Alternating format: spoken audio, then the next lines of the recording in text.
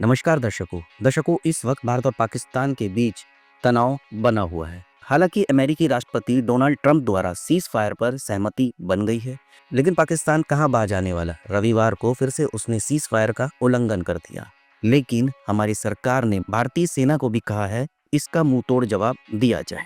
ऐसे में पाकिस्तानी एक्ट्रेस को भारत में बैन तक कर दिया है और अब शायद आने वाले समय में वो कभी हिंदी सिनेमा में काम तक नहीं कर सकेंगे।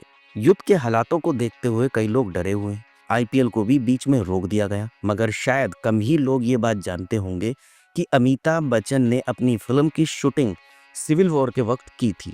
जी हाँ, हम बात कर रहे हैं 1992 में आई फिल्म खुदा गवाह की, जिसकी शूटिंग अफगानिस्तान में हुई थी। जब शूटिंग के लिए अमिताभ बच्चन को अफगानिस्तान जाना था, तब वहां सिविल वॉर चल रहा था। उस वक्त वहां के तत्कालीन राष्ट्रपति नजीबुल्लाह की बेटी ने अपने पिता से अपील की थी कि वो किसी तरह वॉर को रुकवा दे, जिससे अमिताभ बच्चन काबुल घूम सके। वहां के राष्ट्रपति की बेटी ने उनसे कहा था, आप मुजाहिदीन से बात कीजिए ना, एक दिन के लिए उन्हें लड़ाई बंद कर देनी चाहिए। भारत से इतना बड़ा आदमी अफगानिस्तान आया है, लड़ाई बंद होगी तो वो काबुल घूम लेगा और लोग भी उसे देख लेंगे। ये बात अफगानिस्तान के पूर्व राजदूत ने भारत की नामचीन पत्रकार को बताई थी। खुदा गवाह की शूटिंग काबुल और मजार शरीफ में हुई थी।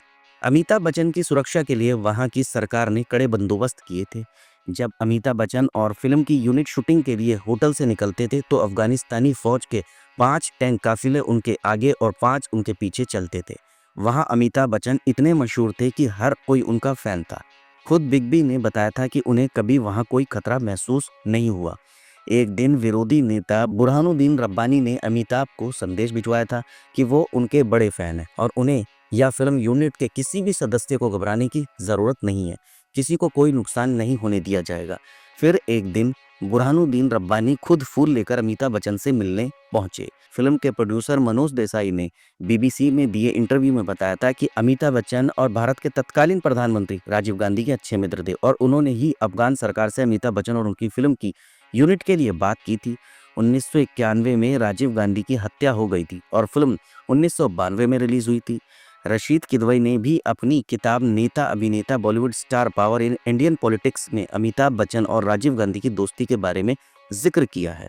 किताब में लिखा है कि खुदा गवाह की एक लॉन्च पार्टी दिल्ली में रखी गई। उस पार्टी में अमिताभ बच्चन फफक फफक कर रोने लगे।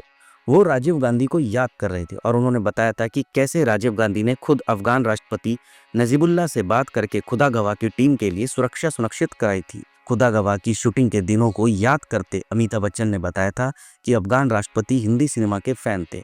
वो मुझसे मिलना चाहते थे। बड़े शाही अंदाज में हमें रखा गया था। हमें होटल में नहीं, एक आलीशान घर में रखा गया था। वो घर जिस परिवार का था वो खुद किसी दूसरे कस्बे में रहने चले गए थे। एक दफा एक कबीले के नेता ने पूरी यूनिट को दावत के लिए इनवाइट किया।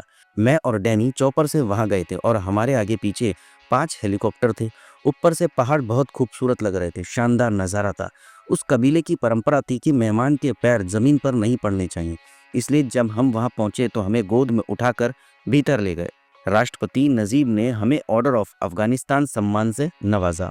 तो दर्शकों, कुछ इस तरह से अफगान भी हमारे बॉलीवुड सुपरस्टार अमिताभ बच्चन के फैन थे। भारत यूं ही नहीं दुनिया में अपनी पहचान रखता। भारत के चाहने वाले हजारों नहीं करोड़ों हैं दर्शकों।